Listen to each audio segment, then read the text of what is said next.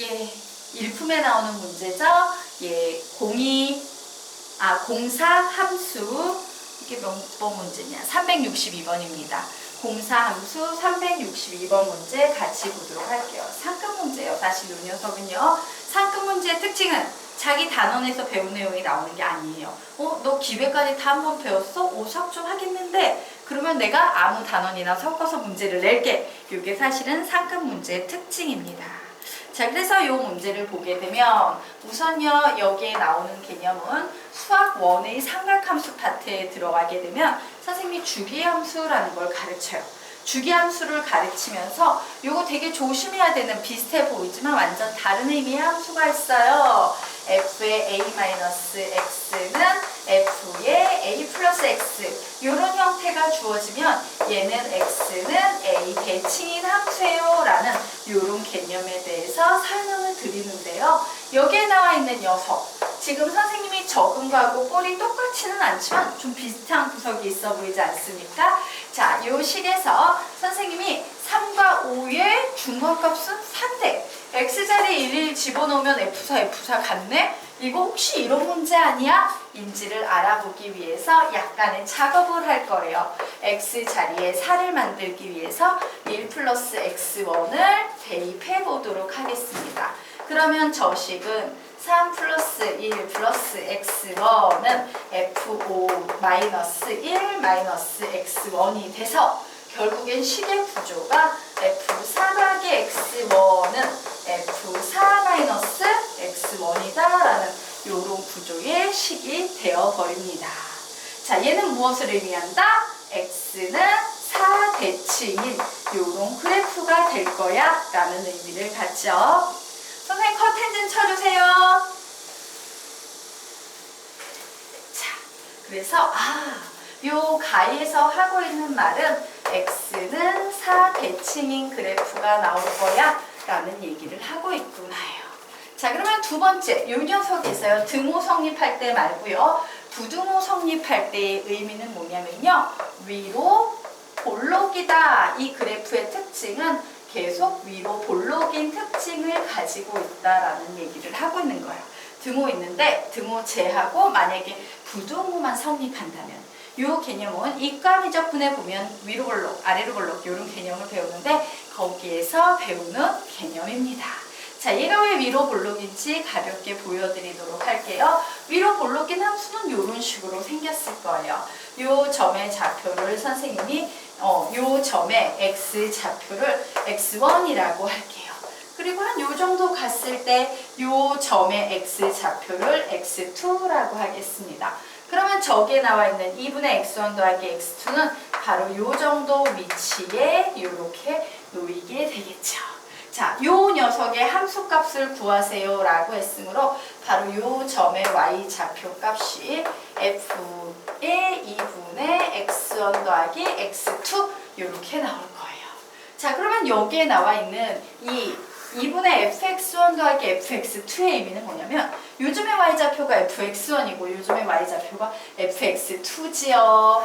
fx1과 fx2의 중점인 바로 요 높이, 요 높이가 무엇을 의미한다? 2분의 fx1 더하기 fx2의 의미를 가지고 있어요. 그래서 위로 볼록인 그래프는 항상 얘가 커. 반대로 아래로 볼록인 건 둘 중에 무조건 누가 크다? 뒤에 게 큰 거예요. 그래서 이런 표현 나오면 위로 볼록, 아래로 볼록의 의미구나 라는 생각을 하셔야 됩니다. 그런데 등호가 성립할 때도 있네요. 등호라는 것은요, 요 차이가 없다는 거지. 그 얘기는 뭐야? 그래프가 위로 볼록, 아래로 볼록이 아닌 그냥 이런 직선으로 이루어진 경우에는 얘와 얘의 중간 함수값이나 x좌표의 중간 함수값이나 일치한다가 될 거예요. 그래서 요 녀석의 수학적인 의미는 위로 볼록인 그래프가 나오거나 혹은 그냥 직선이 나올 거야. 위로 볼록 아래로 볼록 아닌 직선이 나올 거야 라는 얘기를 하고 있는 겁니다.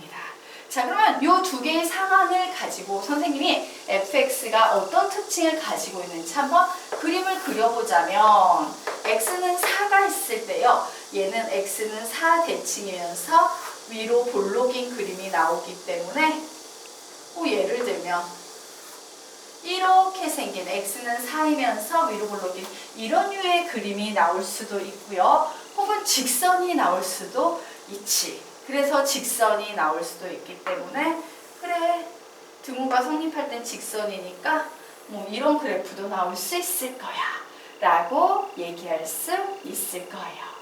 자, 그리고 혹은요 이런 그래프가 나와도 이 상수함수 역시 x는 4대칭이면서 직선이니까 해당되겠죠. 자, 가능한 경우는 이런 세 가지 경우 될 겁니다. 자, 그러면 F1은 F4와 같다라고 했죠. 대칭이에요. 1, 2라는 녀석 3 차이 나죠? 4에서 3만큼 더하면 몇이니까 7이에요. 요 점이 바로 F1이라면 요 점이 바로 F7이 돼버리는 거야. 맞죠? 그러므로 기억은 맞다 틀리다? 맞다 되겠습니다. 자, F4가 바로 요 점이죠. F5는 요 점일 거예요. 그래서 F4는 F5보다 클 수 있어요. 맞죠? 하지만 같을 수도 있어요. 어떤 경우? 이런 상수함수인 경우에는 F4와 F5가 어떠하다? 같다라고 얘기할 수 있을 거예요. 그러므로 니은은 맞다 되겠습니다. 자, 그러면 이제 디귿을 좀 설명을 드리고 가도록 하겠습니다. 네, 자, 디귿 한번 보도록 하겠습니다. F5 더하기 F7은 F4 더하기 F8 이상이다 라고 나와 있어요. 자, 그런데 이런 식의 구조가 어디에 보여요? 바로 이 수식에 보이죠. 자, 이 녀석의 의미는 이런 의미를 가지고 있는 겁니다. 자, 요 점이 4라고 할게요. 얘 5라고 할게요. 얘 6이라고 할게요. 그리고 얘를 7이라고 할게요. 얘를 8이라고 이렇게 얘기를 해보도록 하겠습니다. 자, 그리고 이 부등식이 만족함을 확인해 볼 건데요. 내가 그래서 F5가 어떤 함수값인지 알아보고 싶어. 그래서 F5는 어떤 녀석인가 알아봤어요. 그러면 바로 이 식의 요 자리에 5가 들어가야 되지. 즉, 두 개를 더해서 10이 나올 때만 2분의 10 해서 5가 될 거예요. 그래서 5는요, 어떻게 해석할 수 있다? 이렇게 해석해 버릴 수 있어요. F4와 F6이라는 함수값을 2로 나누면 F5 이런 식으로 만들어져서요. 요 식 그대로 작업을 해버리게 되면 F5는 2분의 양쪽에 있는 요거 두 개 이용해서요. F4 더하기 F6이다. 이런 식으로 표현할 수 있을 거예요. 느낌 오죠? 2분의 4와 6의 중점 5입니다. 그럼 내가 F7도 필요하기 때문에 F7 요 녀석을 만들어 볼 거야. 얘는 뭐 가지고 작업하면 돼? 6하고 8의 중간에 있으니까 6, 8 가지고 작업하면 되겠죠? 2분의 F6 더하기 F8 쓰겠습니다. 자, 그래서 나는 뭐가 필요하다? F5에다 F7을 더한 게 필요하기 때문에 이 두 개의 부등식을 더해 버릴 거예요. 큰 수는 큰 수끼리, 작은 수는 작은 수끼리 더하니까 부등호 방향에 변화가 없겠죠. 결국 F5 더하기 F7은 요거 두 개 더한 거, 즉 2분의 F4 더하기 F8에다가 2분의 F6은 두 개 있으니까 더하기 F6이야 라는 요런 식이 나오겠네요. 자, 그런데 나는 이 F6은 좀 없어졌으면 좋겠고 2분의 F4 더하기 F8이 필요했던 게 아니라 그냥 F4, F8이 좀 필요했어요. 그래서 4하고 8을 어떻게 할까 봤더니 4하고 8의 중간에 6이 있다라고 해석해도 무리가 없겠죠. 그래서 F6을 기준으로 해서 2분의 F4 더하기 F8이라는 이런 식을 만든 다음에 요 식 두 개를 더해 버릴 겁니다.